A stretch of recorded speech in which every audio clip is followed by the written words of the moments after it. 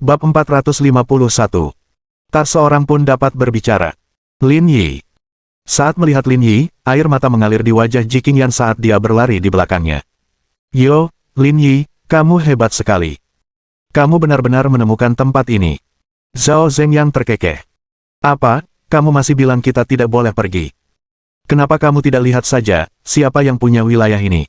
Suara mendesing. Lin Yi tidak mengatakan apa-apa dan menendang Zhao Zhengyang. Bahkan seorang praktisi bela diri seperti Yan Biao tidak dapat menahan tendangan Lin Yi, apalagi Zhao Zhengyang. Meja makan besar itu dirobohkan oleh Zhao Zhengyang. Pada saat yang sama, Wang Mazi membanting meja dan berdiri. Lin Yi, jangan pergi terlalu jauh. Jangan pikir aku, Wang Bing, tidak berani menyentuhmu. Zhang Hao, pergi. Saudara-saudara, ikutilah aku. Karena pengalamannya sebelumnya, Zhang Hao tidak berani bertindak sendiri. Lin Yi mengeluarkan pisau bedah dan mengarahkannya ke Zhang Hao.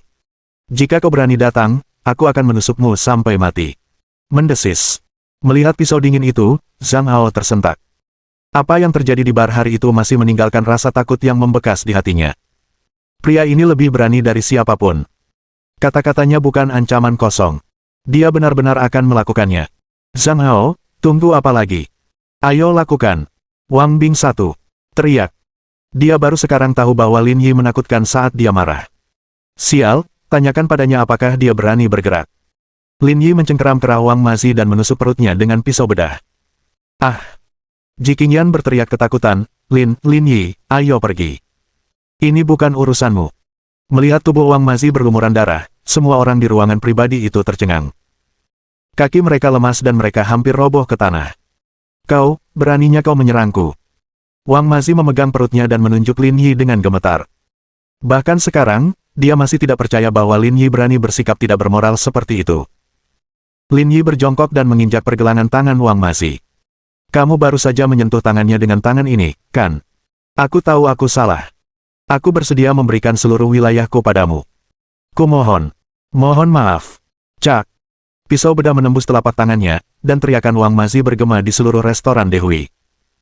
Melihat Wang Mazi tak sadarkan diri, Zhao Zhengyang dan Fan Qinan begitu ketakutan hingga mereka jatuh ke tanah dan mundur ke sudut sambil merangkak di tanah.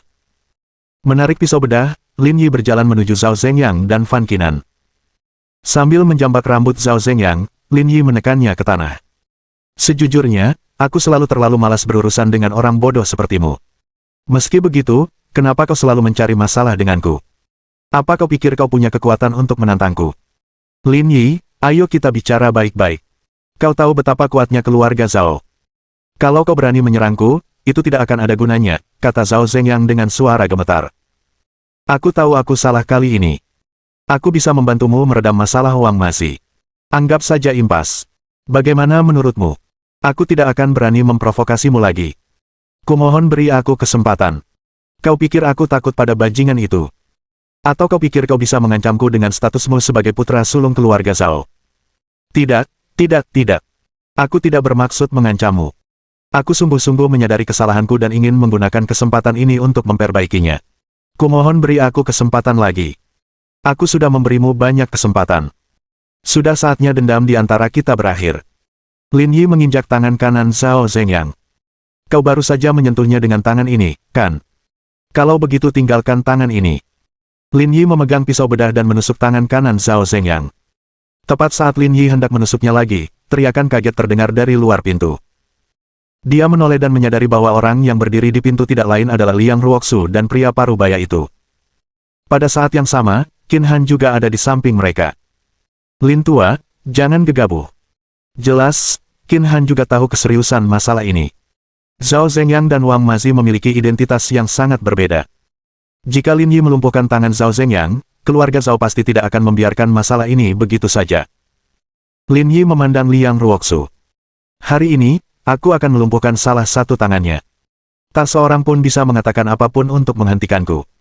Begitu dia selesai berbicara, pisau bedah Lin Yi ditusukkan ke bawah. Teriakan Zhao Zhengyang kembali bergema di seluruh restoran Dehui. Tubuh Liang Ruoxu bergetar hebat saat melihat Zhao Zhengyang menatapnya. Ini pertama kalinya ia melihat sisi garang Lin Yi. Saat itu, ia bagaikan singa yang ingin melahap segalanya. Tak seorang pun bisa menghentikannya. Berdiri di belakang Liang Ruoxu, Mo Hongshan melihat segalanya. Awalnya, dia mengira Lin Yi sedikit mirip dengan pria itu. Namun, kini, mereka berdua tak lagi sama. Kekejaman yang mengalir dalam darah mereka kini identik. Melihat Zhao Zhengyang dan Wang masih tergeletak di genangan darah, Fan Qinan begitu ketakutan hingga wajahnya memucat. Ini tidak ada hubungannya denganku. Kau tidak bisa menyerangku. Lin Yi berdiri dan berjalan, mengabaikan kata-kata Fan Qinan. Apakah kamu baru saja merekam video di ponselmu? Tidak, aku tidak, kamu salah. Apakah kamu pikir aku buta? Sama seperti sebelumnya, Lin Yi menikam Fan Qinan, dan Fan Qinan pun terjatuh ke tanah, bahkan tidak punya kekuatan untuk melawan. Ruangan pribadi itu menjadi sunyi senyap. Bahkan Qin Han pun tak bergerak karena ketakutan. Keganasan Lin Yi telah jauh melampaui ekspektasinya.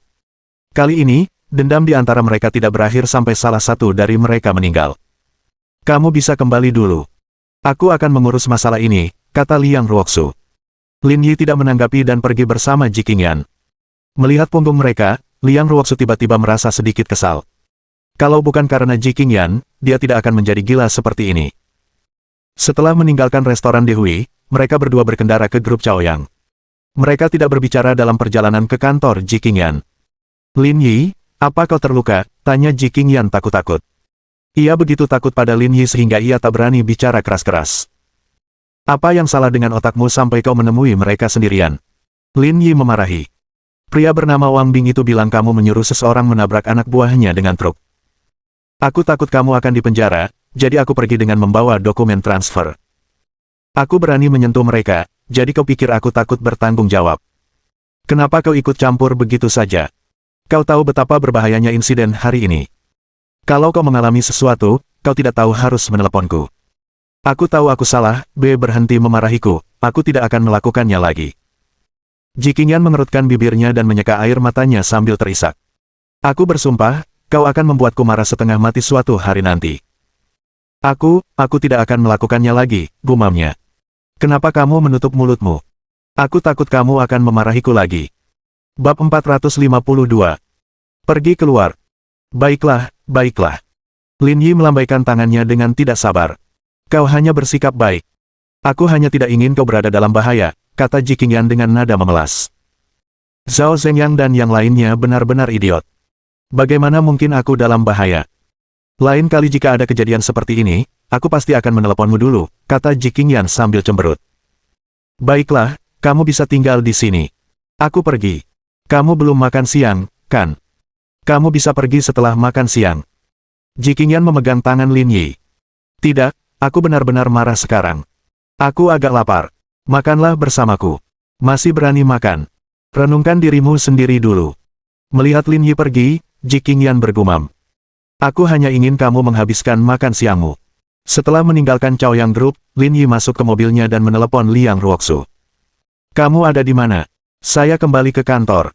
Bagaimana kabarnya? Qin Han meminta Departemen Hukum Sinohan Capital untuk mengirimkan surat pengacara kepada keluarga Zhao dan keluarga Fan. Ini bisa dianggap sebagai serangan pendahuluan. Lalu, saya diam-diam mengirimkan beberapa patah kata untuk memperingatkan kedua keluarga tersebut. Mereka juga menyadari kesalahan mereka. Masalah ini sudah selesai, tetapi saya tidak bisa menebak apa yang akan dilakukan kedua keluarga setelah ini. Mereka mungkin akan menyerah atau menyerang lagi, kata Liang Ruoxu.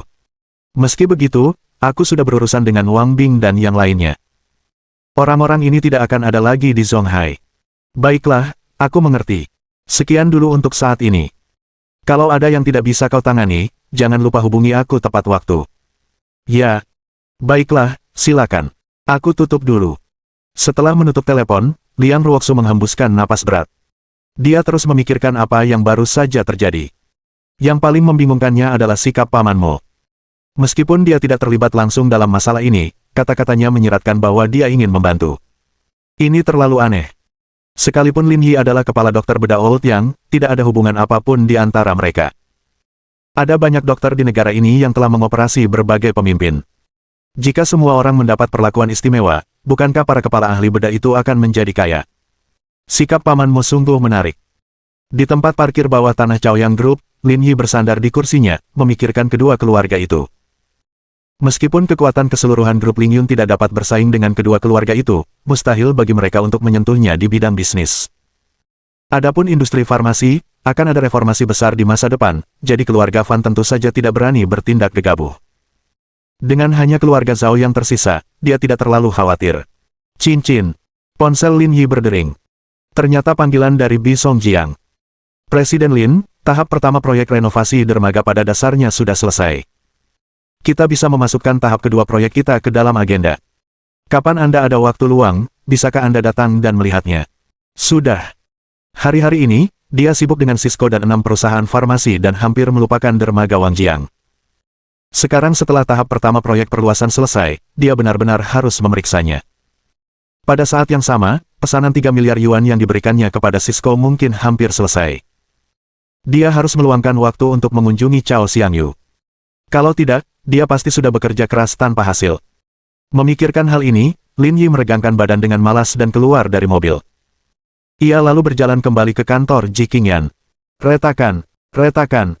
Saat membuka pintu, Lin Yi melihat Ji Qingyan sedang diam-diam memakan biskuit. Melihat Lin Yi masuk, dia segera menyembunyikan biskuit di belakang punggungnya. Kenapa kamu kembali? Kemasi barang-barangmu dan pulang kerja. Aku akan mengajakmu makan malam. Bukankah kamu bilang aku harus malu makan? Aku tidak akan makan lagi. Jangan main-main. Kamu mau makan atau tidak? Makan. Sambil meletakkan biskuitnya, dia berkata, aku mau ganti baju dulu. Aku berangkat sekarang. 10 menit kemudian, Ji Qingyan berganti pakaian dan pergi bersama Lin Yi. Setelah makan malam sederhana, mereka berdua kembali ke paviliun Jiushu.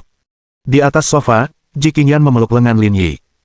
Lin Yi, aku tahu kau melakukan ini demi kebaikanku, tapi jangan lakukan hal berbahaya seperti itu lagi. Mata Ji Qingyan berkaca-kaca. Ia masih dihantui rasa takut ketika memikirkan kejadian tadi siang. Aku juga tidak ingin melakukan ini, tapi menurutmu apakah orang lain akan berunding denganmu? Tanya Lin Yi. Satu-satunya peradaban yang dapat dihancurkan adalah barbarisme, dan barbarisme adalah sifat manusia. Aku mengerti maksudmu. Kalau begitu, usahakan sebisa mungkin untuk tidak berurusan dengan orang-orang ini di masa mendatang, kata Ji Qingyan. Saya tahu apa yang saya lakukan. Ji Qingyan tidak berani mengatakan apa-apa lagi. Dia seorang wanita, dan tidak pantas baginya untuk terlalu banyak ikut campur dalam urusan Lin Yi. Keesokan paginya, Ji Qingyan yang diliputi rasa bersalah bangun pukul 4 untuk menyiapkan sarapan bagi Lin Yi. Total ada 6 hidangan sarapan Cina dan Barat. Rasanya sungguh mewah. Banyak sekali makanannya. Kamu pasti lelah bekerja, jadi kamu harus makan lebih banyak. Ji Qingyan membuka celemeknya. Kamu mau makan apa untuk makan siang? Aku akan mengirimkannya untukmu.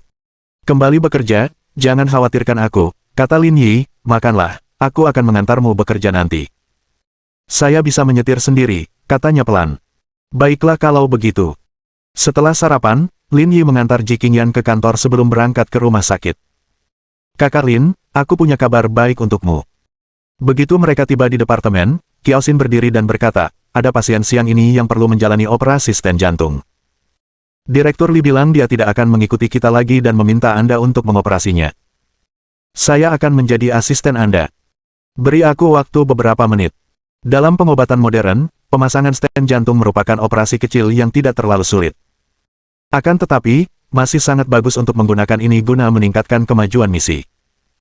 Apakah ada orang lain yang ditangani oleh Direktur Li yang membutuhkan operasi? Beberapa hari yang lalu, departemen kami kekurangan tenaga. Oleh karena itu, Direktur Li secara pribadi menyisihkan beberapa pasien yang tidak membutuhkan perawatan darurat. Operasi berikutnya dijadwalkan 3 hari lagi. Kami hanya perlu mengamati kondisi pasien selama 3 hari ke depan. Tentu. Lin Yi mengangguk.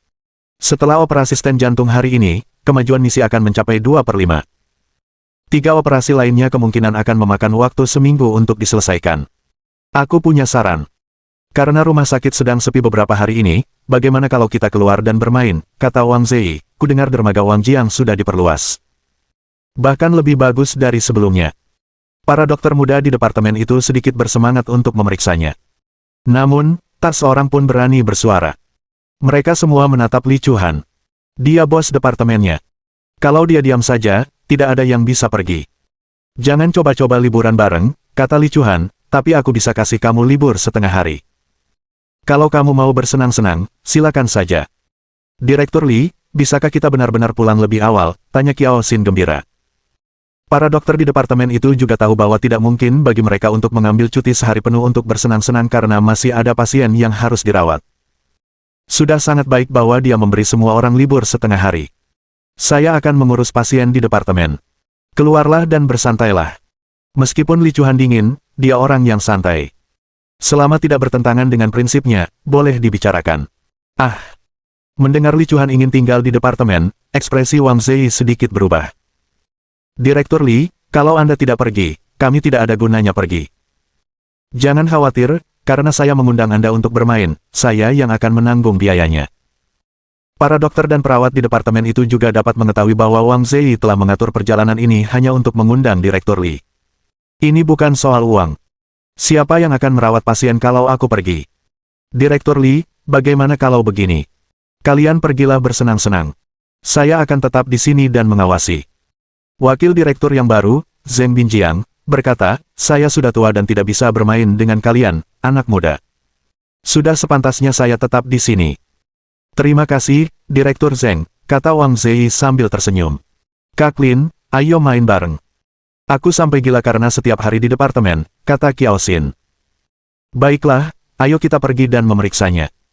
Secara kebetulan, tahap pertama proyek telah rampung, jadi dia ingin menggunakan kesempatan ini untuk melihat bagaimana perkembangannya. Direktur Li, Saudara Lin juga akan pergi. Ikut kami. Li Chuhan terdiam beberapa detik. Baiklah, ayo jalan-jalan bersama. Bab 453. Membeli baju renang untuk Li Chuhan. Mengetahui bahwa Lin Yi akan mengikuti, Wang Zei tersenyum dan bergumam pada dirinya sendiri. Kali ini, aku ingin semua orang tahu bahwa di dunia nyata, tampan itu tidak ada gunanya. Uang adalah raja. Seluruh departemen kardiologi gempar ketika mereka mengetahui bahwa Li Chuhan telah memberikan setengah hari libur kepada semua orang dan bahkan ada yang mengajak mereka keluar untuk bersenang-senang. Ini rumah sakit, dan kejadian seperti itu jarang terjadi, terutama bagi para perawat muda. Karena itu, mereka tidak bersemangat bekerja sepanjang pagi. Bersenang-senang adalah satu hal, tetapi sebelum dia pergi, Li Chuhan memerintahkan semua orang untuk menangani pekerjaan yang ada. Suasana kerja di departemen kardiologi sangat baik. Ketika mereka mengetahui tentang liburan, meskipun semua orang ingin pergi, mereka juga menyadari bahwa mereka tidak bisa mengambil risiko kehilangan pekerjaan di rumah sakit. Perawat yang lebih tua mengambil inisiatif untuk meneruskan kesenangan dan tetap bertugas, sebaliknya memberikan kesempatan kepada perawat yang lebih muda. Li Chuhan tidak pilih kasih. Ia memberikan 200 yuan kepada setiap staf yang tetap tinggal sebagai kompensasi. Selain itu, orang-orang yang bekerja pada shift malam harus kembali sebelum pukul 9 malam untuk berganti shift, tetapi aturan ini tidak terlalu memengaruhi rencana mereka. Pukul 9 malam, mereka pasti sudah selesai bermain. Jadi, hal itu tidak akan memengaruhi mereka untuk kembali bekerja. Singkatnya, semuanya baik-baik saja. Setelah bekerja pada pukul 11.30 malam, orang-orang dari Departemen Kardiologi pergi mempersiapkan peralatan mereka untuk perjalanan. Pukul 1 siang, orang-orang di departemen berkumpul di tempat parkir. Karena kebanyakan dari mereka memiliki mobil, mereka memutuskan untuk berkendara ke sana. Direktur Li, ayo pergi. Sudah lama sekali aku tidak pergi ke pantai untuk bermain. Aku sudah punya baju renang baru selama berbulan-bulan. Akhirnya bisa dipakai, kata Qiao Xin sambil tersenyum. Jika kamu fokus belajar, kemampuanmu mungkin tidak akan jauh lebih buruk dari Lin Yi. Bagaimana aku bisa dibandingkan dengan kakak Lin? Kakak Lin memang jenius, kata Qiao Xin. Direktur Li, mana baju renangmu? Coba aku lihat modelnya. One piece atau two piece? Ya. Direktur Li, baju renang seperti apa yang Anda siapkan? Anda memiliki bentuk tubuh yang bagus dan biasanya mengenakan pakaian renang yang ketat. Hari ini, akhirnya kita bisa melihat penampilan Anda yang sebenarnya, kata perawat muda, Yuan Siki. Baju renang apa? Aku tidak menyiapkan apa-apa. Aku akan pergi dan bersantai saja. Aku tidak perlu membeli baju renang. Li Chuhan hanya sedikit dingin, tetapi dia tidak terlalu konservatif. Dia tidak benar-benar menentang pakaian renang, dia hanya merasa itu tidak perlu. Tidak mudah bagi kita semua untuk keluar bersama. Kalau kita tidak bermain air sebentar, bukankah kita akan rugi, kata Qiao Xin. Tidak apa-apa, mereka menjualnya di pantai. Aku akan membelikanmu satu set kalau begitu. Lupakan saja. Bersenang-senanglah. Jangan khawatirkan aku. Bagaimana caranya? Kamu kan kepala departemen kami. Kalau kamu tidak bersenang-senang, bagaimana kami bisa bahagia? Qiao Xin mengedipkan mata pada Li Chuhan dan berbisik. Direktur Li, Tidakkah Anda melihat betapa sehatnya kondisi tubuh saudari yang datang ke departemen kami hari itu? Banyak orang sekarang memikirkan pilihan saudara Lin. Kita tidak boleh membiarkannya menang. Aku benar-benar tidak bisa meyakinkan kalian. Hehe, sudah beres kalau begitu. Nanti aku bantu pilih bikini. Aku jamin kamu bakal lebih cantik daripada semua wanita genit itu. Enggak, baju renang biasa aja udah cukup. Lupakan bikini. Hehe, paham. Semua orang segera berkumpul dan 20 orang dari departemen mengendarai mobil mereka sendiri menuju dermaga Wangjiang. Selain itu, ada juga sebuah van di belakang mereka. Wang Zei sendiri yang membawanya. Isinya adalah benda-benda untuk dimainkan, tetapi sebagian besarnya adalah makanan. 20 menit kemudian, ketika dia membuka jendela mobil, dia sudah bisa mendengar suara ombak. Ketika mereka sampai di tempat parkir, mereka memarkir mobil mereka. Melihat perluasan dermaga Wangjiang telah selesai, Qiao Xin dan beberapa perawat muda berseru. Ya Tuhan, dermaga Wangjiang sungguh indah, seru Yuan Shiki. Saya pernah ke sini sekali dan saya merasa tempat ini sudah sangat bagus. Saya tidak menyangka tempat ini akan mencapai standar global setelah perluasan ini. Memang, itu terlihat lebih mengesankan. Ada sesuatu yang mungkin tidak kau ketahui, kata Wang Ze sambil tersenyum. Beberapa waktu lalu, dermaga Wangjiang diakuisisi. Bos di balik layarnya menghabiskan 800 juta yuan untuk mengubah dermaga Wangjiang menjadi pusat kapal pesiar kelas dunia. Itulah mengapa sekarang terlihat seperti ini. Saya dengar akan ada proyek tahap 2 dan tahap 3 di masa mendatang. Nantinya, dermaga Wangjiang akan terlihat lebih mewah lagi. Direktur Wang, apakah kamu tahu tentang ini? Tanya Yuan Shiki. Teman saya anggota klub kapal pesiar. Dia sering ke sini untuk bermain, jadi saya tahu banyak hal, kata Wang Zei bangga. Direktur Wang, kudengar orang-orang yang bermain yaitu kaya atau bangsawan. Kalau kamu bisa punya teman seperti itu, kurasa latar belakang keluargamu lumayan. Untungnya, mereka hanya keluarga kelas menengah biasa. Mereka tidak sekuat yang dipikirkan orang-orang. Di tempat seperti Zonghai, bisa masuk ke kelas menengah saja sudah sangat bagus. Kekayaan bersihmu minimal harus 18 juta. Tidak banyak, tapi jangan khawatir. Aku sudah menabung cukup banyak sekarang, dan aku pasti akan memastikan semua orang bisa bersenang-senang. Tidak perlu pelit dengan hiburanmu. Aku masih sanggup membayar sedikit uang ini. Hehe, kalau begitu kita tidak akan berdiri di upacara dengan wakil Wang. Sama-sama. Wang Ze tersenyum dan melambaikan tangannya. Ayo kita bongkar semuanya dan panggang sesuatu untuk dimakan. Setelah kenyang, aku akan naik perahu dan kita akan pergi ke laut untuk bermain. Bisakah kita berlayar? Tentu saja. Karena kita sudah di dermaga Wangjiang, tentu saja kita harus melaut. Kalau tidak, bukankah kita akan datang jauh-jauh ke sini tanpa hasil? Tapi menyewa perahu itu tidak murah. Perahu termurah harganya 1500 PERHOUR. Tidak apa-apa, hanya sedikit uang. Wang Zei berkata, kalian mengikutiku keluar, jadi wajar saja kalau aku harus membiarkan kalian bersenang-senang.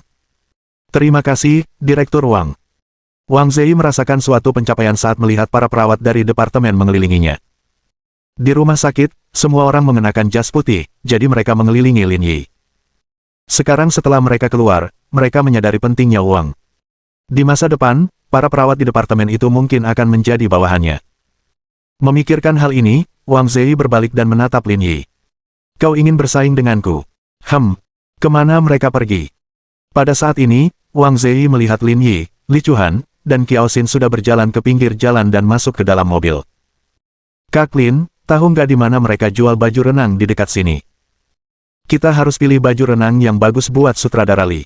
Bukankah itu hanya baju renang? Bahkan pria seperti Lin Yi pun tidak begitu bersemangat. Kenapa kau bertingkah seperti ini? Tanya Li Chuhan. Karena banyak orang bilang sutradara Li punya badan yang bagus. Aku jadi ingin melihatnya. Bab 454. Lepaskan pakaian Lin bro. Aku tidak tahu harus berbuat apa denganmu. Ayo, Kak Lin. Ayo kita cari tempat yang jual baju renang. Ayo pergi. Aku tahu tempatnya.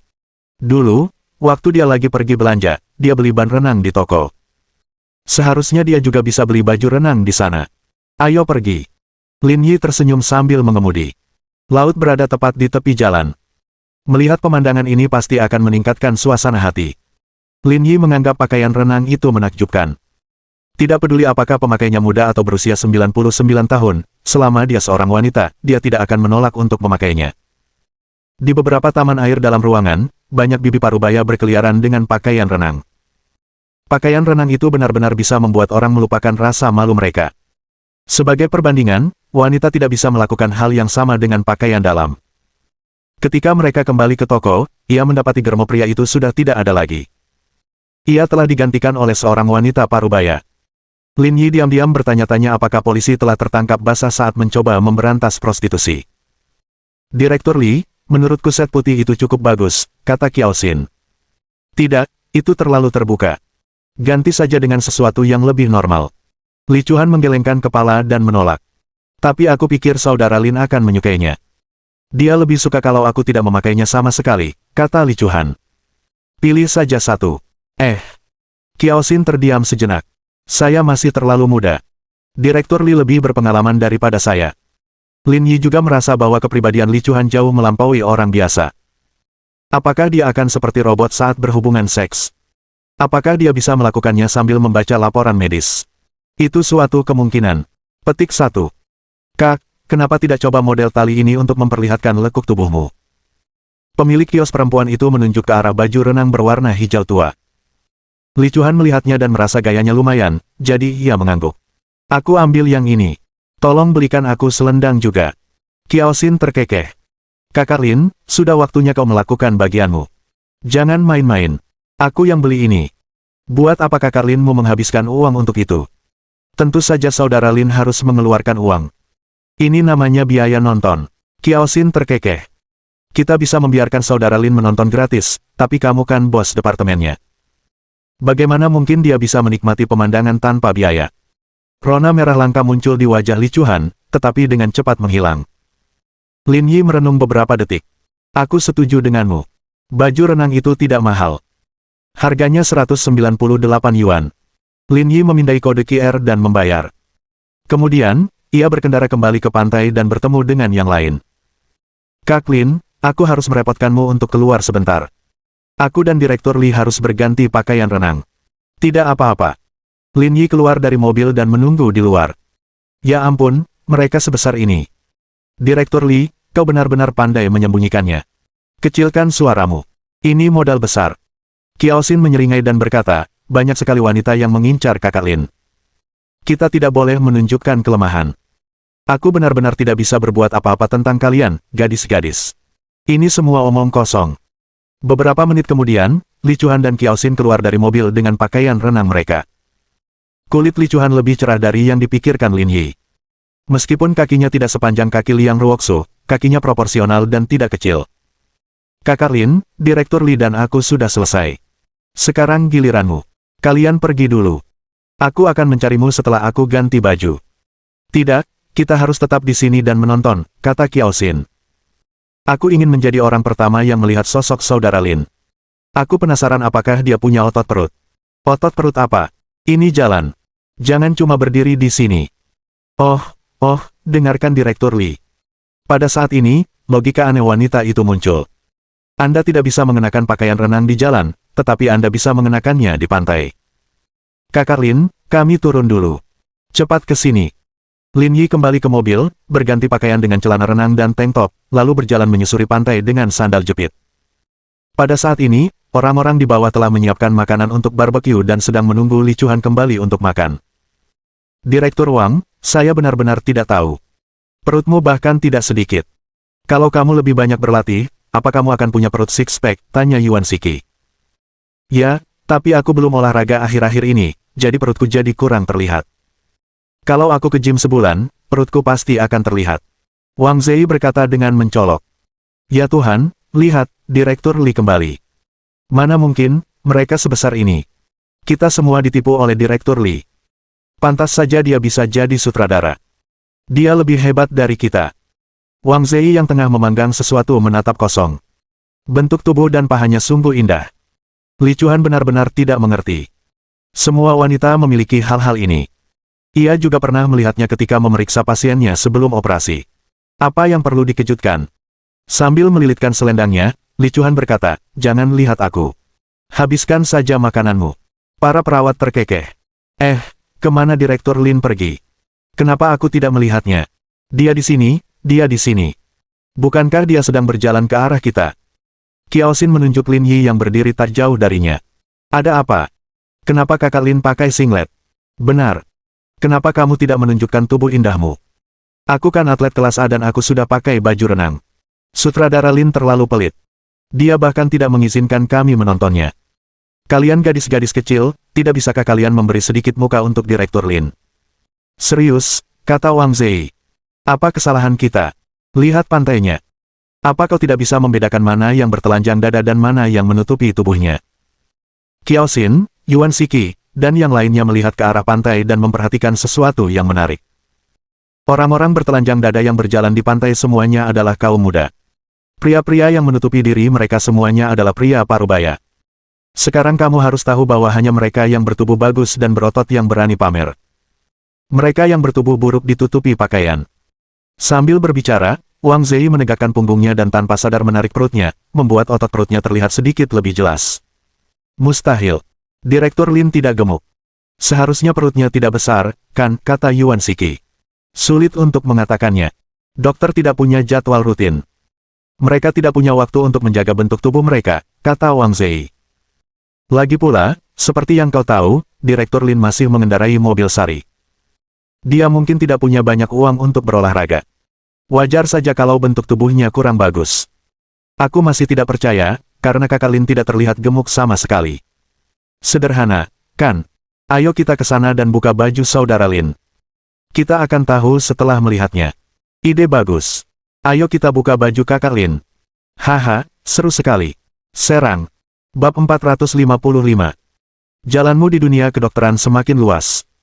Pada saat ini, Lin Yi melihat ke arah dermaga dan pusat operasi yang tidak jauh dari sana. Ia berpikir nanti, setelah makan sesuatu, ia akan pergi mencari Bisong Jiang untuk membicarakan tahap kedua proyek itu. Meskipun dermaga buka sampai larut malam, staf seperti mereka biasanya pulang kerja ketika tidak ada hal lain yang dapat dilakukan. Meskipun ia juga telah menjadi salah satu kapitalis, ia tetap harus memiliki hati nurani. Kakak Lin. Kakak Lin. Saat Lin Yi tengah memikirkan hal-hal ini, dia tiba-tiba mendengar suara Qiao Xin dan melihat lebih dari 10 perawat berlari ke arahnya. Untuk sesaat, sulit menentukan sisi mana yang membentuk gelombang lebih besar. Apa yang sedang kamu lakukan? Hei, kami ingin melihat perutmu. Lihat perutku, apa yang bisa dilihat? Iya, jangan malu-malu, kata Qiao Xin. Cepat, cepat, cepat. Saudari-saudari, cepatlah. Para perawat lain masih belum terbiasa dengan Lin Yi, jadi mereka tidak berani melepas pakaiannya. Namun, Qiao Xin berbeda. Hubungan mereka berdua baik-baik saja. Dengan dia yang memimpin, tentu saja tidak ada yang perlu ditakutkan. Kalian harus berhenti. Apa kalian tidak lihat Direktur Lin bahkan tidak mau memamerkan diri? Jangan paksa dia, kata Wang Zei. Saya hanya ingin memuaskan rasa ingin tahu saya. Semua orang bilang, jangan sampai kita memperlihatkan kekurangan kita saat memarahi orang lain. Kita juga jangan sampai menamparkan wajah orang lain. Aku merasa kau sengaja mempermalukan Direktur Lin, kata Wang Zei. Kalau dia memang punya badan bagus, bukankah dia akan mengungkapkannya sendiri? Kenapa dia butuh kamu untuk menyerangnya? Meskipun Direktur Lin perutnya besar, kami tetap ingin melihatnya. Siapa yang meminta Direktur Lin setampan itu? Cek, cek, cek. Sebenarnya, aku sudah lama mengidamkan jasad saudara Lin di departemen ini.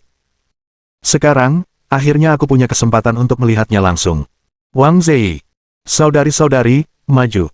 Lepaskan baju kakak Lin. Lin Yi terdiam. Lihatlah kalian, kenapa kalian tidak melepas celana kalian? Lin Yi hanya mengenakan singlet putih. Dia bahkan tidak bisa bertahan satu ronde pun di depan belasan wanita gila itu. Sekalipun Lin Yi tidak mau melepaskannya, itu akan tetap terkoyak. Pada waktu-waktu tertentu, singlet dan stocking tampaknya mengalami nasib yang sama. Akan tetapi, saat dia melepas singlet Lin Yi, belasan wanita itu tercengang. Perutnya yang berisi-berisi 8 potong terlihat jelas. Garis-garis pada kedua sisi pusarnya. Garis putri duyung berbentuk V di atas panggul. Qiao Xin dan yang lainnya merasa pusing. Pada saat itu, bahkan wajah Li Chuhan pun memerah. Dia juga berolahraga, tetapi dia belum pernah melihat seseorang dengan bentuk tubuh seperti itu di pusat kebugaran. Bagaimana dia berlatih? Kakak Lin, postur tubuhmu sungguh bagus. Mulut Qiao Xin berair. Benar. Dengan tubuh seindah itu, kenapa kamu masih pakai baju? Tanya Yuan Shiki. Jika pacar saya memiliki bentuk tubuh sebagus itu, saya tidak akan membiarkan dia memakai pakaian setiap hari, kata perawat A. Aku bukan eksibisionis. Apa gunanya aku menunjukkan diriku? Tapi di pantai, pria bertubuh bagus suka menunjukkan diri mereka. Kalau aku muncul, mereka semua akan pergi. Lin Yi menunjuk orang-orang di pantai. Sekarang lihat berapa banyak orang yang sudah memakai pakaian mereka. Gadis-gadis itu berbalik dan melihat. Sepertinya memang benar. Wang Zei berdiri canggung di tempat. Bagaimana ini bisa terjadi? Ini benar-benar gila. Kakak Lin, bolehkah aku menyentuhnya? Lakukan saja. Kenapa kamu menjilati bibirmu? Apakah ada perbedaan antara tangan dan lidah? Keduanya adalah organ vital tubuh manusia. Dalam pengertian medis, sentuhan lidah tetaplah sentuhan. Sin Sin, jalanmu di dunia kedokteran semakin lebar. Baiklah, jangan main-main, kata Li Chuhan, banyak sekali yang menonton. Jangan mempermalukan rumah sakit. Hehe, oke. Semua orang berkumpul di bawah payung. Setelah semua masalah ini, mereka merasa sedikit lapar. Mereka harus menyelesaikan masalah makan siang dulu, lalu melanjutkan ke program lain nanti. Kiki, di mana kamu melakukan operasi kelopak mata ganda? Aku juga ingin melakukannya, tanya Kiao Xin sambil makan. Saya melakukannya di Cambel Medicine, kata Yuan Siki. Awalnya, saya ingin melakukannya di Departemen Bedah Plastik rumah sakit kami, tetapi Direktur Li mengatakan bahwa Departemen Bedah Plastik rumah sakit kami biasa saja, jadi saya mengurungkan niat itu. Aku akan melihatnya nanti kalau ada waktu, kata Kiao Xin. Dengan begini, mataku akan terlihat lebih besar. Cambel Medicine Beauty memang bagus. Mereka cukup terkenal di Zonghai, tapi harganya agak mahal. Sayang sekali, kata Yuan Siki. Lagi pula, saya rasa operasi kelopak mata ganda tidak membutuhkan banyak keahlian teknis.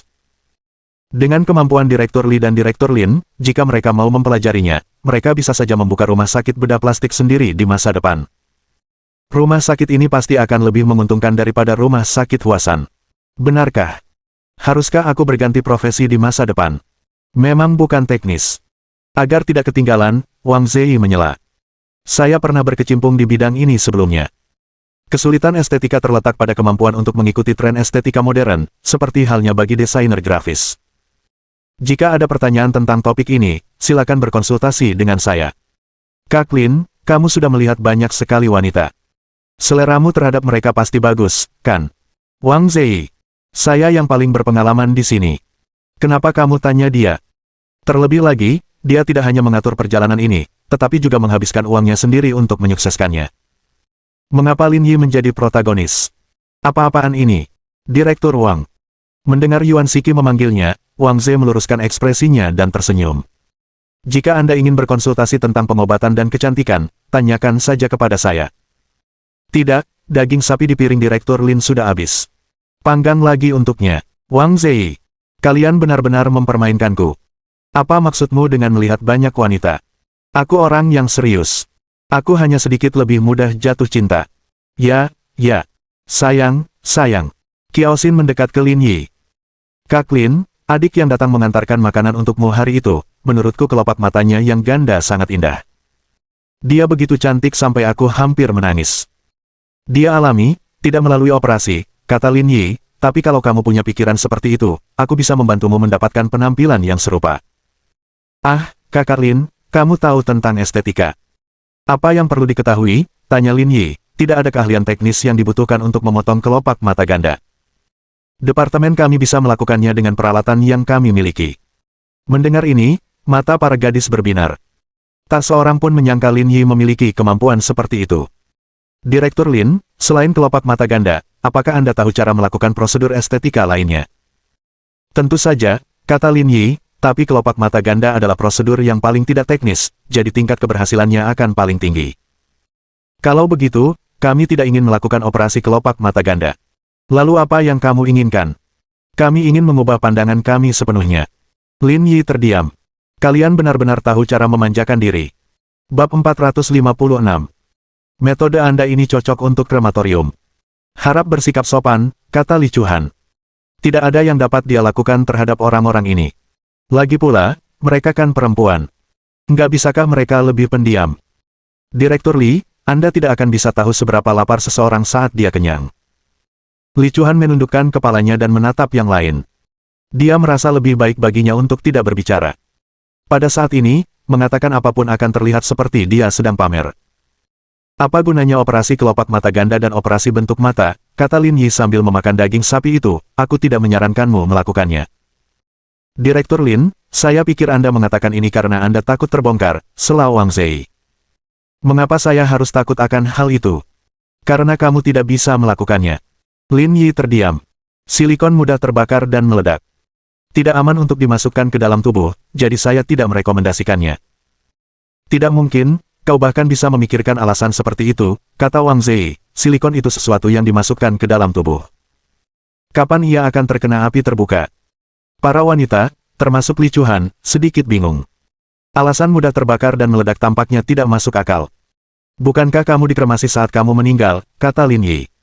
Keluargamu akan menangis di luar sementara kau berada di dalam tungku. Apa yang akan terjadi? Sebelum kau meninggalkan bumi ini, apa kau ingin terbang ke surga sebelum waktunya? Apa kau tidak takut mayatnya akan meledak di tempat dan berputar ke langit? Direktur Wang, daging panggangmu benar-benar enak. Beri aku lagi, kata Lin Yi, dengan keahlianmu, kau bahkan layak pergi ke krematorium untuk mengantar jenazah. Hahaha. Qiao Xin dan yang lainnya tak kuasa menahan tawa. Kakak Lin terlalu lucu. Atas bujukan Lin Yi, para wanita itu menyerah pada operasi dan mulai membicarakan topik lain. Banyak perahu yang parkir di dermaga hari ini. Bahkan ada bendera merah kecil di sini. Sungguh indah, kata Yuan Shiki. Itu kapal milik klub ya temanku. Mereka sedang mengadakan acara hari ini. Aku akan membawakannya nanti. Kita juga akan pergi melaut. Hehe, terima kasih, Direktur Wang. Ini pertama kalinya aku melaut. Tidak apa-apa. Aku akan membiarkan kalian bersenang-senang. Saat mereka sedang mengobrol, Lin Yi meletakkan piringnya dan berdiri. Melihat ini, Qiao Xin bertanya. Kakak Lin, kamu mau pergi kemana? Aku mau jalan-jalan. Kalian lanjutkan makannya. Qiao Xin dan perawat lainnya ingin mengikuti, tetapi melihat Lin Yi tidak berniat membawa mereka, mereka semua tetap tinggal. Lin Yi berjalan dengan angkuh menuju pusat operasi dengan sandal jepitnya. Ketika dia sampai di lantai 3, dia mendorong pintu kantor Bi Songjiang. Presiden Lin, Anda di sini. Melihat pakaian Lin Yi, Bi Songjiang sedikit terkejut. Saya datang untuk nongkrong bersama teman-teman. Apakah kamu butuh perahu? Tidak perlu, seseorang sudah menyiapkannya, kata Lin Yi. Saya datang untuk memeriksa situasi di dermaga. Bagaimana perkembangannya sekarang? Bi Songjiang meluruskan raut wajahnya. Fase pertama proyek perluasan pada dasarnya telah selesai. Dermaga Wangjiang kami telah menjadi dermaga kapal pesiar terbesar di negara ini. 2 fase proyek selanjutnya akan membantu kami mencapai ambisi menjadi salah satu dermaga terbaik di dunia. Apakah Yaluo Design sudah punya rencana mengenai hal ini? Saat ini kami baru berupa sketsa. Direktur Guan bilang kalau desain akhirnya sudah keluar, beliau ingin bertemu kami dan mendengar pendapat kalian. Baiklah. Lin Yi mengangguk. Apakah kamu punya cukup uang? Banyak, kata Bi Songjiang. Beberapa hari yang lalu, Direktur Wang dari Chaoyang Group dan Presiden Guan dari Yarrow Design membahas masalah ini bersama-sama. Dana modifikasi sebesar 800 juta yuan sudah lebih dari cukup. Ditambah dengan pendapatan dari dermaga, arus kas kami tidak akan bermasalah untuk saat ini. Bagus. Kabari aku kalau kamu butuh uang. Setelah mengobrol tentang situasi umum, Lin Yi berdiri dan pergi. Namun, sebelum dia pergi, dia melihat peta di dinding dan berkata dengan serius. Bitua, bagaimana kalau kita membangun pulau buatan di laut? Bi Songjiang terkejut. Presiden Lin, Anda yakin tidak bercanda? Haha, anggap saja itu lelucon. Bi Songjiang tercengang. Kamu tidak terlihat sedang bercanda. Kenapa ekspresimu kaget? Aku tidak bermaksud apa-apa. Di koridor, tepat saat Bi Songjiang hendak mengantar Lin Yi pergi, ia tiba-tiba mendengar keributan dari ruang konferensi di sampingnya. Hal itu membuat mereka berdua berhenti. Ada apa di dalam? Kenapa berisik sekali? Ada klub kapal pesiar yang ingin berlayar, tetapi mereka mengalami beberapa kendala dengan prosedur pengajuannya. Mereka tidak bisa berlayar. Apa hubungannya prosedur pengarsipan dengan kita? Nggak perlu periksa ini, kan? Presiden Lin, beginilah adanya, kata Bi Songjiang. Seperti yang Anda ketahui, dermaga Wangjiang dibeli oleh pemerintah kota sebelum dialihkan kepada Anda. Oleh karena itu, beberapa hari yang lalu, para pimpinan departemen terkait datang menemui saya dan mempercayakan kami untuk menyelidiki bisnis ini atas nama mereka. Pada akhirnya, Kami sedang menjalankan bisnis dan harus membangun hubungan baik dengan departemen terkait, jadi saya menyetujuinya. Apakah merepotkan? Tanya Lin Yi. Kalau merepotkan, tolak saja. Jangan dikhawatirkan. Karena hubungannya dengan Liang Ruoxu, Lin Yi tidak peduli dengan hal lain. Tidak masalah. Itu hanya prosedur pemeriksaan tambahan. Selama lengkap, kalaupun ada yang salah, itu tidak ada hubungannya dengan kami. Baiklah, kamu putuskan sendiri. Baik, Presiden Lin. Sial, klubku berencana melaut hari ini. Apa-apaan kau ini? Apa kau masih mau bekerja di dermaga sialan ini? Kalau kau tidak mau bekerja, aku akan menyuruh seseorang memecatmu. Lin Yi dan Bi Songjiang saling berpandangan. Ayo kita ke sana dan lihat. Aku ingin tahu siapa yang sok hebat itu. Mendorong pintu ruang konferensi, Lin Yi melihat lebih dari 10 orang berdiri di dalam. Mereka semua berpakaian santai dan mengenakan berbagai aksesori modis. Mereka tampak angkuh dan mendominasi, seolah-olah mereka berada di rumah sendiri. Presiden Lin, manajer Bi, Anda di sini. Melihat Lin Yi dan Bi Songjiang, wanita parubaya yang bertanggung jawab atas prosedur itu berjalan mendekat dengan ekspresi sedih. Matanya merah dan berkaca-kaca. Ada apa, Wang Sis? Aku akan membantumu kalau terjadi apa-apa. Jangan menangis, tanya Lin Yi. Presiden Lin, prosedur mereka tidak lengkap. Saya sudah mencoba berunding dengan mereka, tetapi mereka tidak mau mendengarkan. Wanita parubaya itu menyeka air matanya dan berkata, dan omelan mereka sungguh tidak menyenangkan. Hei, apakah kamu yang bertanggung jawab di sini?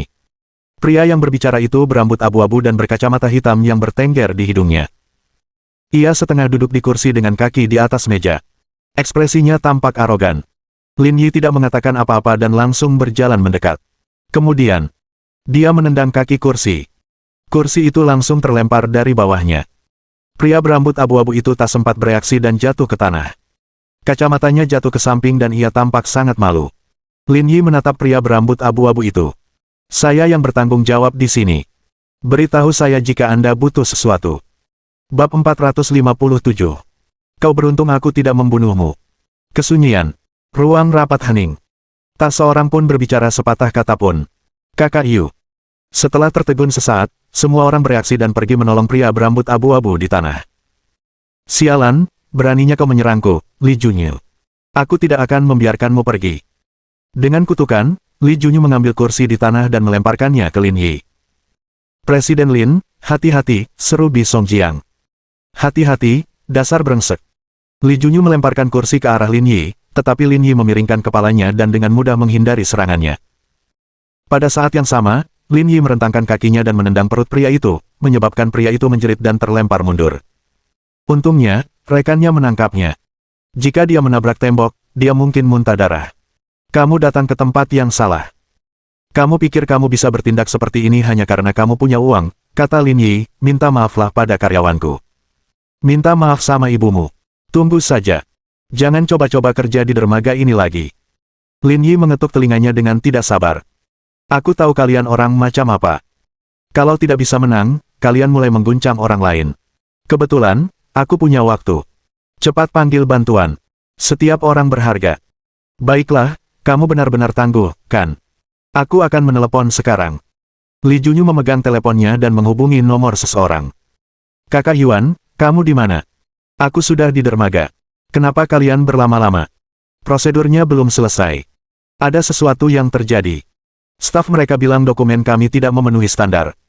Saya sempat berdebat dengan mereka, dan petugasnya malah memukuli saya. Saudara Yuan, kemari dan lihat. Penanggung jawab dermaga jelek berani menyerangmu. Apa mereka sudah tidak mau berbisnis lagi? Orang ini sok banget. Dia bahkan minta aku jemput orang-orangku. Dia sama sekali nggak serius sama kita. Sial, bilang saja namaku Gao Zongyuan. Tanyakan padanya apa dia kenal aku. Mengerti, Saudara Yuan. Li Junyu meletakkan teleponnya dan berteriak pada Lin Yi. Begini, kakakku Gao Zongyuan. Kalau kamu nggak kenal dia, mendingan kamu lupakan saja urusan bisnismu. Kau salah satu anak buah Gao tua. Apakah itu Gao Zongyuan dari Longteng Machinery? Bi Songjiang bertanya dengan tergesa-gesa. Kamu cukup berpengetahuan.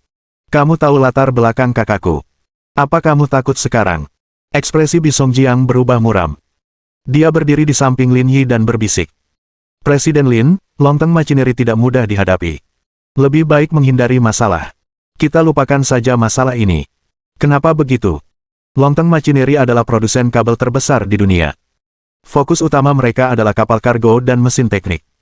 Oleh karena itu, mereka memiliki koneksi yang sangat kuat di industri transportasi laut. Kami mengelola dermaga dan tidak mampu menyinggung orang-orang di bidang ini. Jangan ngomongin hal-hal yang nggak penting. Cepat suruh dia minta maaf. Kalau enggak, dermagamu bakal ditutup besok. Orang-orang di belakang Li Junyu tersenyum menghina, menunggu Lin Yi membungkuk dan meminta maaf. Katakan pada kakakmu bahwa namaku Lin Yi. Tanyakan padanya apakah dia mengenalku. Kau membuatku tertawa. Kau pikir kau siapa sampai-sampai kakakku bisa mengenalimu? Sial, Li Junyu, apa-apaan ini? Cepat buka speakerphone-nya. Meskipun tidak ada siaran publik, suara Gao Zongyuan cukup keras sehingga semua orang di ruangan itu dapat mendengarnya dengan jelas. Mengikuti instruksi Gao Zongyuan, Li Junyu menyalakan speakerphone. Kak Yuan, sekarang kamu pakai speakerphone. Silakan sampaikan pendapatmu. Saudara Lin, mengapa kamu masih di dermaga Wangjiang? Semua orang tercengang. Saudara Yuan benar-benar memanggil orang ini saudara. Orang-orang idiot ini adalah temanmu. Saya tidak punya kegiatan lain, jadi saya mendirikan klub kapal pesiar agar saya bisa melaut saat bosan. Mereka semua dari klub saya. Gao Zongyuan berkata, Saudara Lin, mengapa kamu masih di dermaga Wangjiang? Ini properti saya. Kenapa saya tidak boleh tinggal di sini? Sial, tidak mungkin. Dermaga Wangjiang milikmu. Aku sudah lama membelinya. Kamu hanya tidak menyadarinya. Keren, kata Gao Zongyuan, ini salah kakakku. Aku akan pergi dan membereskannya sekarang. Baiklah, jangan membuat keributan. Mereka semua orangmu, jadi aku tidak akan melanjutkan masalah ini, kata Lin Yi. Dermaga Wangjiang adalah wilayahku. Kalau kamu mau main lagi nanti, datang saja ke sini. Jika mereka bukan orang-orang Gao Zongyuan, Lin Yi pasti sudah berurusan dengan mereka. Namun, karena Gao Zongyuan, lebih baik ia lupakan saja. Apapun yang terjadi, ia tidak bisa menamparkan wajah kakaknya. Terima kasih, Saudara Lin. Aku masih ada urusan. Aku pergi dulu. Hati-hati kalau pergi ke laut. Setelah beberapa kata sederhana, Lin Yi berbalik dan pergi bersama Bi Songjiang. Setelah pergi, Lin Yi menatap wanita parubaya itu dan berkata, Kak Wang, aku sudah memberinya pelajaran untukmu. Jangan bahas masalah ini lebih jauh, anggap saja ini sebagai bentuk penghormatanku. Presiden Lin, tolong jangan bicara seperti itu. Saya hanya karyawan biasa. Saya tidak bisa menerimanya. Apa yang bisa diterima? Semua orang sama saja. Lin Yi menatap Bi Songjiang dan berkata, aku tidak butuh kau mengantarku. Aturlah cuti berbayar selama 3 hari untuk Saudari Wang. Biarkan dia pulang dan beristirahat selama beberapa hari. Baik, Presiden Lin. Lin Yi mengangguk dan berbalik untuk pergi. Pada saat ini, ruang konferensi sunyi, seolah-olah waktu telah berhenti. Yuan, Saudara Yuan, apakah Lin Yi ini sangat mengesankan? Dia lebih dari mengesankan. Tak ada orang yang lebih mengesankan di Zonghai. Beruntung dia tidak membunuhmu hari ini. Li Junyu gemetar ketakutan. Benarkah? Dia bahkan lebih kuat dari Saudara Yuan. Jauh lebih mengesankan dariku, kata Gao Zongyuan. Ada sesuatu yang besar terjadi di Zonghai 2 hari ini. Kalian semua tahu, kan? Apakah Anda berbicara tentang Zhao Zhengyang dan Fan Qinan yang ditikam? Li Junyu bertanya. Saya pikir Zhao Zhengyang kehilangan tangannya dan Fan Qinan mengalami tusukan usus.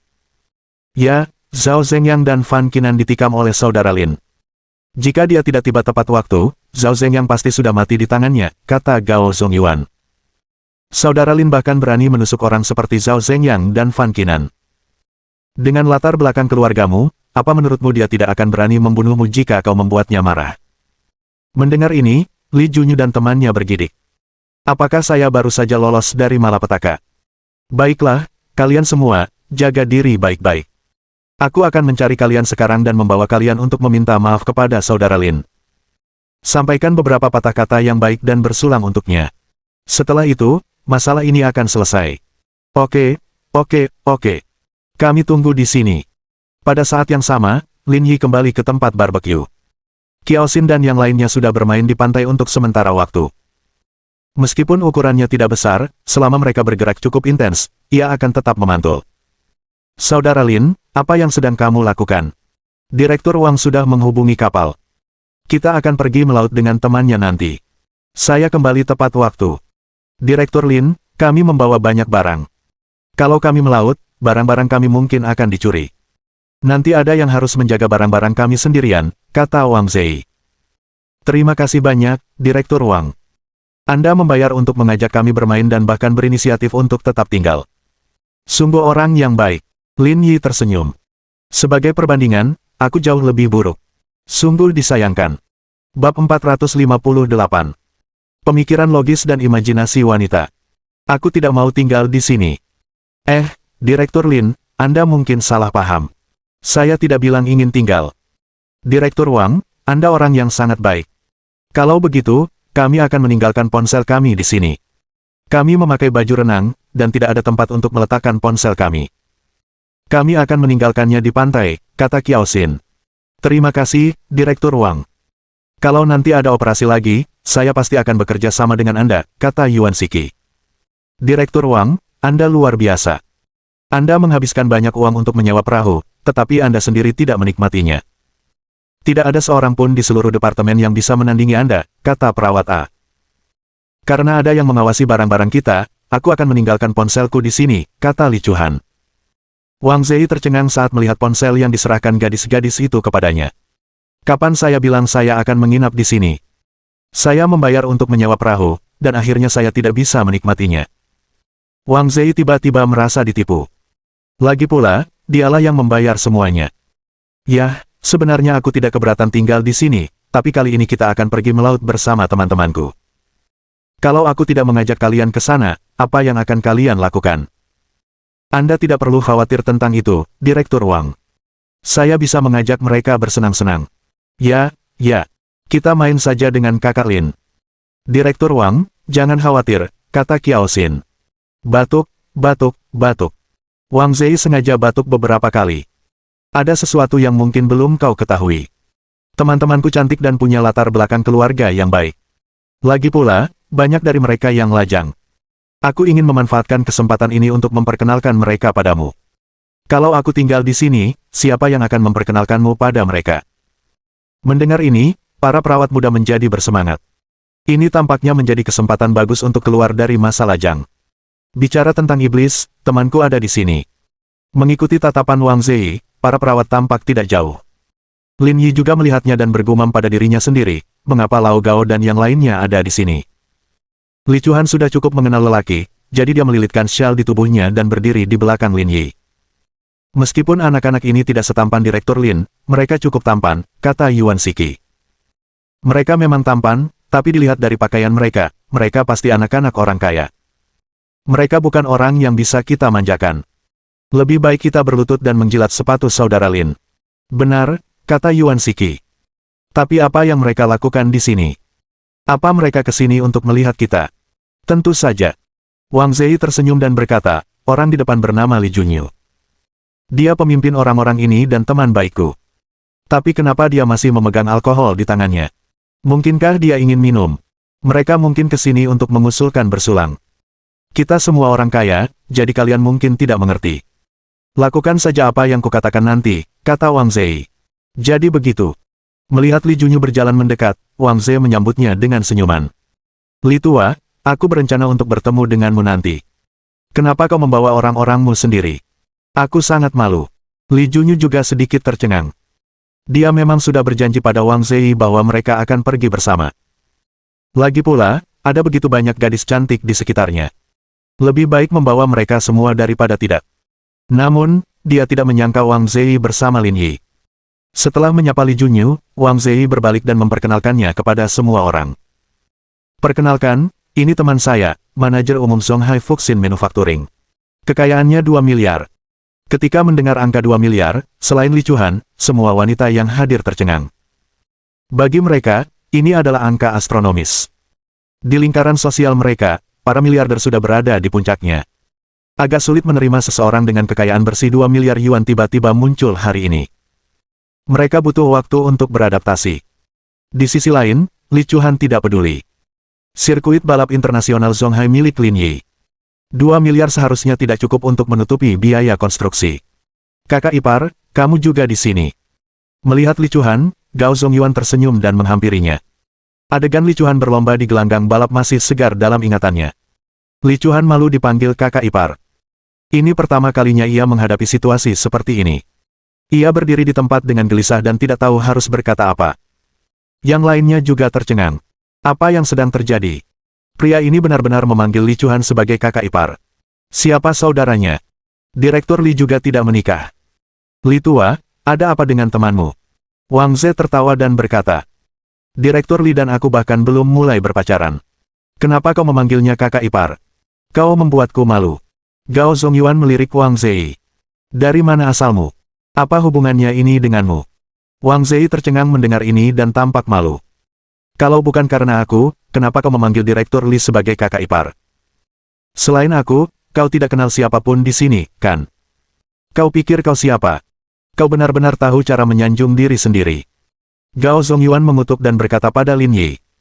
Saudara Lin, apa yang terjadi tadi adalah kesalahan mereka. Saya akan meminta mereka meminta maaf kepada Anda. Mendengar cara Gao Zongyuan menyapa Lin Yi, semua orang mengerti bahwa saudara Lin dan Direktur Li telah bersama secara diam-diam untuk waktu yang lama. Meski begitu, bagaimana dengan permintaan maafnya? Li Junyu memegang segelas anggur dan berkata, Saudara Lin, saya kurang ajar. Tolong jangan merendahkan diri ke level saya. Lin Yi melambaikan tangannya dengan acuh tak acuh. Kalian semua teman Gao tua. Dia saudara baikku, jadi kalian salah satu dari kami. Tidak ada perselisihan, tidak ada kerukunan. Kita tidak perlu minum. Masalah ini sudah selesai. Terima kasih, Saudara Lin, terima kasih, Saudara Lin. Li Junyu dan orang-orang di belakangnya membungkuk pada Lin Yi seolah-olah mereka telah diampuni. Li tua, ada apa? Kenapa kau minta maaf padanya? Tanya Wang Zei bingung. Kami baru saja membuat Saudara Lin tidak senang, jadi wajar saja jika kami harus meminta maaf. Dia wakil direktur sementara departemen kami. Sekalipun kau menyinggung perasaannya, dengan statusmu, kau seharusnya tidak bertindak seperti ini. Omong kosong. Teriakan Li Junyu mengejutkan Wang Zei dan yang lainnya. Bukankah mereka teman baik? Kenapa mereka saling memarahi? Apakah kamu gila? Li Junyu memarahi. Aku tak peduli identitas apapun yang dimiliki Saudara Lin, tapi percayalah, dermaga Wang Jiang ini milik Saudara Lin. Dia ketua dari 4 tuan muda Zonghai. Kalau kau berani menjelek-jelekkan Saudara Lin, percaya atau tidak, aku akan menghajarmu. Mendesis. Mendengar ini, semua yang hadir terkesiap. Apa katamu, dermaga Wang Jiang miliknya? Li Junyu mengangkat alisnya. Apa lagi? Kau pikir aku bercanda? Qiao Xin dan perawat lainnya bermata berbinar-binar. Mungkinkah Saudara Lin mempunyai identitas tersembunyi lainnya? Alur cerita drama idola itu terjadi tepat di depan mata mereka. Seorang tuan muda yang kaya raya tidak puas dengan kondisi hidupnya saat ini. Demi mewujudkan mimpinya, ia diam-diam belajar kedokteran tanpa sepengetahuan keluarganya sebelum dengan lantang menyatakan bahwa ini bukanlah kehidupan yang diinginkannya dan meninggalkan rumah dengan riang. Menurut perkembangan plot khas drama idola, saat identitasnya terbongkar, orang-orang di sekitarnya juga akan ikut terangkat. Saat memikirkan hal ini, Qiao Xin dan sekitar selusin perawat merasa sedikit pusing. Meski tidak menjadi pemeran utama wanita, tidak buruk juga jika dia berperan sebagai pemeran pendukung. Harus dikatakan bahwa rasionalitas dan imajinasi seorang wanita sungguh mengagumkan. Jika mereka diperlihatkan pemeran utama pria, mereka sebenarnya akan mampu membuat serial televisi berdurasi 80 episode dalam beberapa detik. Cobalah sendiri. Bab 459. Kabur setelah bersikap keren. Sungguh menyenangkan. Dia benar-benar kaya. Kekayaan bersih Saudara Lin tidak bisa kau bayangkan. Kau hanya seorang wakil direktur. Nanti, jangan sok penting dan bersikap rendah hati di depan Saudara Lin. Wang Zei bersikap sombong di depan Lin Yi, tetapi dia tidak berani mengatakan apapun di depan orang seperti Li Junyu. Baiklah, jangan bahas ini lagi. Lin Yi melambaikan tangannya dengan acuh tak acuh. Kalian tidak pergi ke laut untuk bermain. Bawa saja rekan-rekanku. Mereka sudah dikurung di rumah sakit setiap hari. Santai saja hari ini. Kak Lin, rencana kita hari ini adalah klub berlayar ke laut bersama, tapi kakak ipar dan teman-temanmu ada di sini. Kita siap mengubah rencana. Bagaimana kalau kita naik kapal besar dan mengumpulkan orang-orang ini? Akan lebih menarik kalau kita berkumpul seperti ini, kata Gao Zongyuan.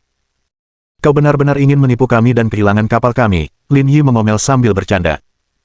Lihat saja dermaga Wang Jiang. Kapal yang baru diimpor itu terlihat sangat bagus. Awalnya, saya dan Saudara Qin sedang mendiskusikan apakah kami harus mengadakan pesta pakaian renang suatu hari nanti dan membeli kapal itu untuk bersenang-senang. Sekarang, dermaga Wangjiang milik keluarga kami, jadi akan lebih nyaman bagi kami untuk keluar dan bermain di masa mendatang. Oke, tunggu. Aku akan panggil Bisongjiang dan bawa kapal itu keluar. Setelah beberapa saat, Lin Yi memanggil Bisongjiang untuk mempersiapkan kapal. Presiden Lin, meskipun Anda bilang tidak butuh perahu, kami sudah menyiapkannya. Saya akan meminta seseorang untuk membawanya keluar sekarang. 10 menit kemudian, semua orang mendengar suara sirene. Kemudian, mereka melihat kapal pesiar sepanjang 30 meter itu perlahan melaju ke arah mereka. Direktur Lin, apakah kapal itu kapal yang akan kita naiki? Itu dia. Kayaknya baru dibeli, tapi aku lupa harganya. Kita punya lebih dari 30 orang di sini, tapi pastinya cukup besar untuk kita semua. Ini terlalu mewah. Aku melihatnya saat pertama kali tiba, tapi aku tidak berani membayangkan diriku di sana. Aku tidak menyangka akan benar-benar punya kesempatan untuk naik dan bersenang-senang di sana. Apa kau lupa kalau saudara Lin adalah pewaris generasi kedua yang super kaya yang tidak senang dengan keadaannya saat ini? Ini hanya perahu baginya. Dia pasti akan memuaskan kita, kata Qiao Xin. Hehe, terima kasih, Kakak Lin. Saudara Lin, ayo pergi. Kapalnya sudah berangkat. Ayo bersenang-senang. Direktur Wang, bukankah Anda ingin tinggal dan menjaga tas-tas itu? Melihat Wang Zei berjalan bersamanya, Qiao Xin bertanya. Aku tidak bilang ingin melihat tas itu. Kalian yang bilang. Meski dimarahi Li Junyu, Wang Zei tetap ingin memperjuangkan Li Chuhan. Wang tua, jangan pergi. Tetaplah di sini dan jaga tas-tasmu. Kalau tidak, akan canggung kalau kau pergi, kata Li Junyu. Baiklah, baiklah, kata Wang Zei dengan canggung. Terima kasih, Direktur Wang. Direktur Wang, kami akan pergi bermain. Saya akan mengambil foto Anda saat kami kembali. Wajah Wang Zei menjadi gelap. Bahkan jika Anda mengambil foto sebelum kembali, itu akan sia-sia. Saat dia melihat semua orang pergi, semakin Wang Zei memikirkannya, semakin dia merasa sedih. Meski begitu, ia tak berdaya. Bahkan orang seperti Li Junyu pun harus tunduk dan merendahkan diri di hadapan Lin Yi. Mustahil baginya untuk bertarung melawannya. Tak lama kemudian, rombongan itu menaiki perahu. Melihat kapal pesiar yang didekorasi mewah itu, Qiao Xin dan para perawat begitu terkejut hingga tak bisa menutup mulut. Semuanya terasa baru bagi mereka. Lagi pula, ini pertama kalinya mereka berada di tempat seperti itu. Di atas kapal, Li Junyu dan yang lainnya mengeluarkan semua makanan, minuman, dan buah-buahan. Meskipun mereka sudah makan banyak di pantai, mereka masih membutuhkan hal-hal ini untuk menenangkan suasana di kapal. Apakah kamu dekat dengan Wang Zei? Di atas kapal, Lin Yi bertanya pada Li Junyu dengan santai. Tidak juga. Kami pernah main bareng beberapa kali. Li Junyu berkata, ayahnya wakil direktur Biro Narkoba. Dia memang punya pengaruh, tapi sepertinya dia akan segera pensiun. Wakil direktur Biro Narkoba, gumam Lin Yi. Saat mereka bernegosiasi beberapa hari yang lalu, negosiator dari Zonghai sepertinya memegang posisi ini. Mungkinkah ayahnya adalah Wang Yanxing? Hah? Kakak Lin, kok kamu tahu? Aku pernah dengar namanya, jadi aku cuma nanya. Lin Yi menepuk bahu Li Junyu. Baiklah, tidak apa-apa. Ayo main. Kakak Lin, ini salahku atas kejadian hari ini. Tolong jangan dimasukkan ke hati. Li Junyu tak lupa meminta maaf kepada Lin Yi sebelum pergi. Omong kosong. Li Junyu terkekeh dan kembali ke kabin. Ia berbaur dengan sekelompok gadis dan melontarkan beberapa lelucon yang menghibur mereka. Pada saat yang sama, Gao Zongyuan berjalan di depan Lin Yi dan tersenyum. Saudara Lin, jika saudara Qin tahu kita membawa begitu banyak perawat untuk bersenang-senang, dia akan mengutuk leluhur kita, jadi kita harus menyembunyikannya. Saya pikir dia akan mengetahuinya cepat atau lambat. Jadi apa yang harus kita lakukan? Apalagi yang bisa kita lakukan? Kirim video kepadanya sekarang. Meskipun dia tidak ada di sini, kita harus membiarkannya merasakan suasana bahagia itu. Lin Yi mengeluarkan ponselnya dan menelepon Qin Han. Lin tua, kenapa kau mencariku? Qin Han duduk di dalam mobil dengan sebatang rokok di mulutnya dan berkata dengan shock. Sepertinya kamu akan keluar untuk bersenang-senang. Akhir-akhir ini, aku bertemu beberapa gadis baru. Mereka mengajakku ke bar malam ini.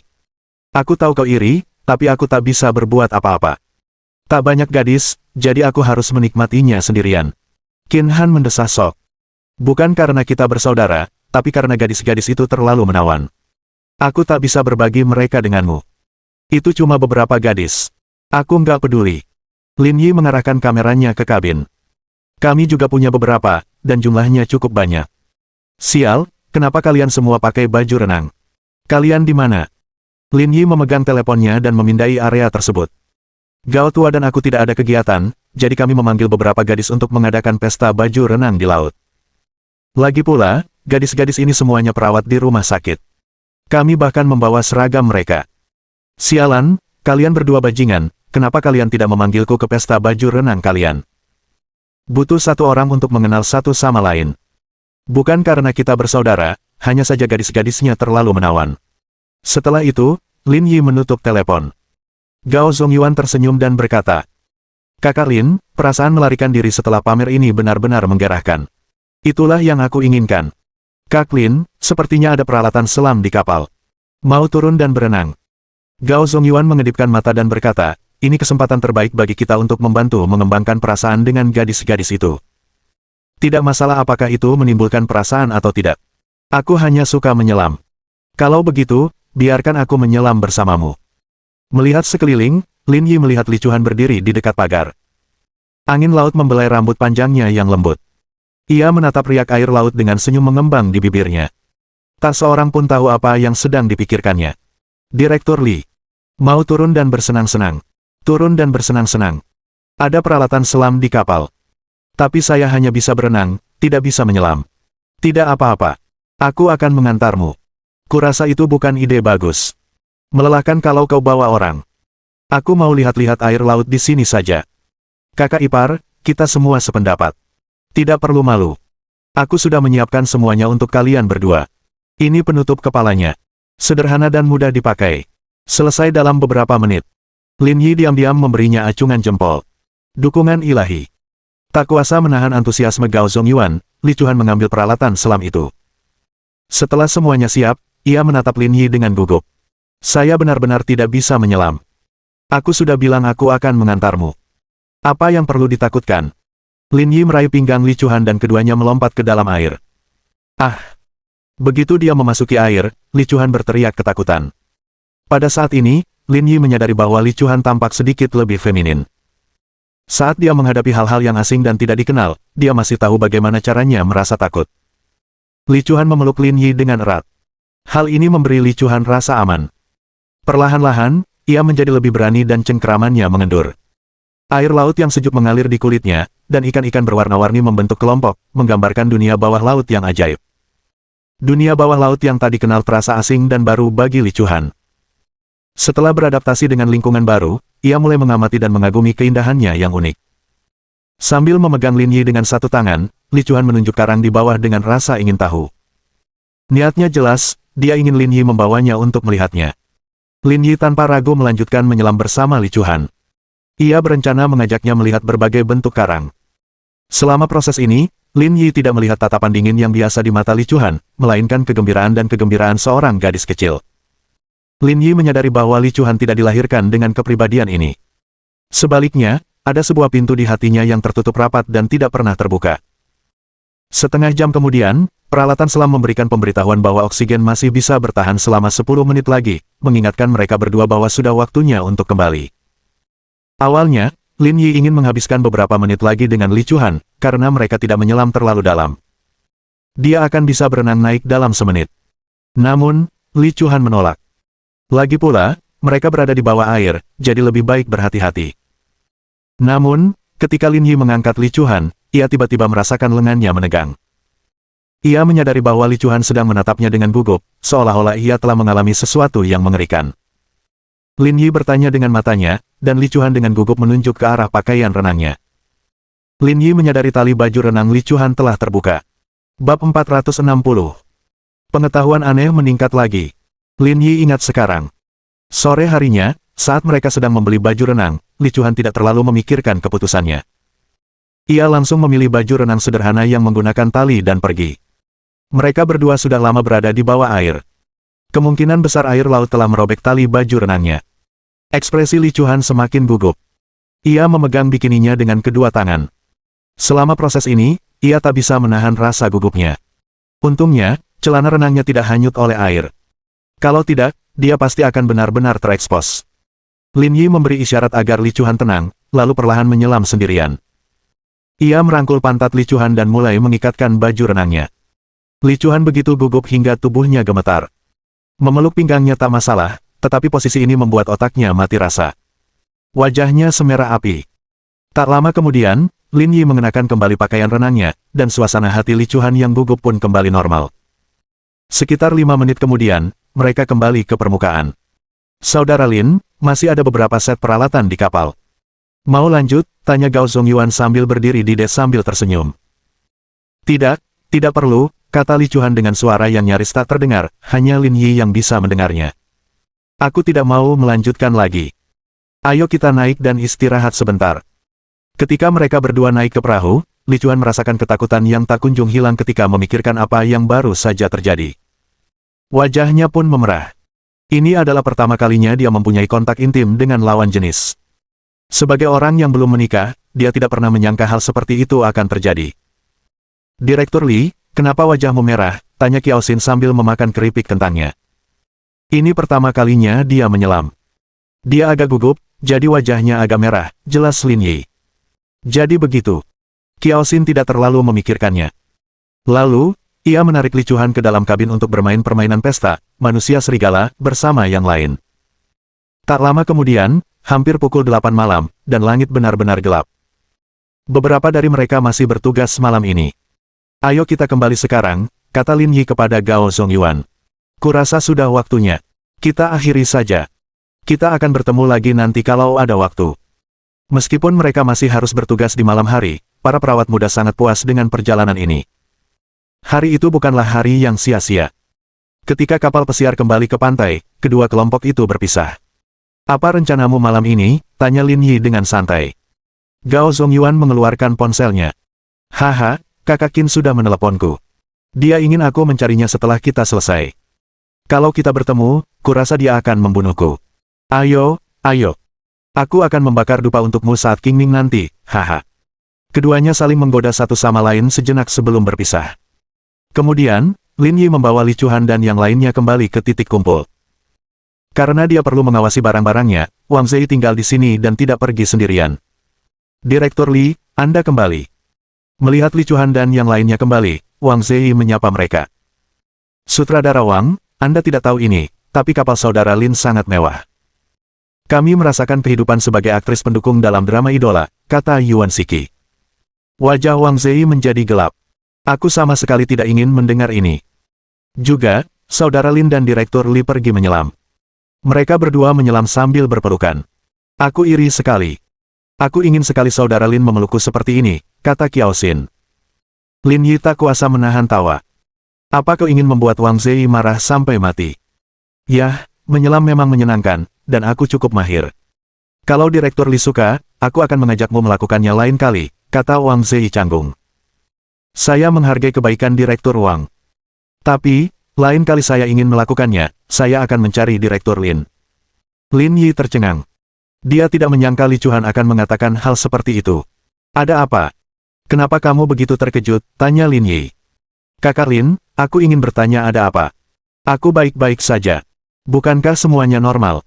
Anda memang tampak normal, tapi Direktur Li tidak. Aku, Li Chuan terkejut. Bagaimana mungkin aku tidak normal? Direktur Li, sayalah yang mengikatkan tali baju renang Anda. Saya ingat waktu itu, saya mengikatnya seperti pita, tapi sekarang, satu sisinya pita, dan sisi lainnya diikat dengan simpul mati.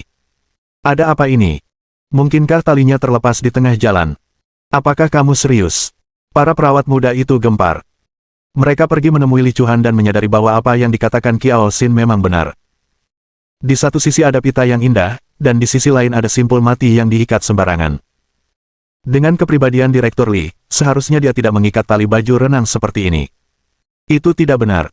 Aku ingat sebelum Direktur Li dan saudara Lin menyelam, ada haluan di kedua sisi.